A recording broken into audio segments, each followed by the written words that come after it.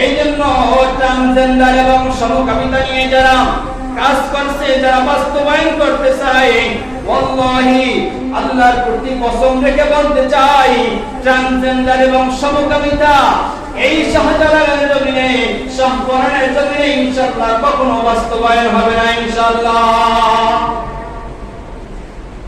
এই সমকামিতার জন্য আল্লাহ সুবহানাহু ওয়া তাআলা লূত আলাইহিস সালাতু ওয়াস সালামকে তার কওমদেরকে ধ্বংস করছে। এই কারণে আমরা ঘটনা জানি না, হযরতে লূত আলাইহিস সালাতু ওয়াস সালাম তার জবানের ভিতরে এক শ্রেণীর লোক ছিল, তারা নিজের ভিতরে সমকামিতায় লিপ্ত ছিল, অর্থাৎ পারস্পরিক যে বিবাহ বন্ধন আল্লাহ তাআলা হালাল করেছে পুরুষের সাথে নারী, কিন্তু তারা পুরুষ নারীর সাথে কোনো খায়েশ ছিল না, বরং পুরুষ এবং পুরুষ, নারী এবং নারী, অর্থাৎ একই জেন্ডার এবং একই লিঙ্গ, তারা পারস্পরিক সম্পর্ক বজায় রেখে তারা সমকামিতা অবলম্বন করেছে। তাই আল্লাহ সুবহানাহু ওয়া তাআলা লূত আলাইহিস সালাতু ওয়াস সালাম তার স্ত্রী সহ তাদেরকে ধ্বংস করেছে, ঠিক না?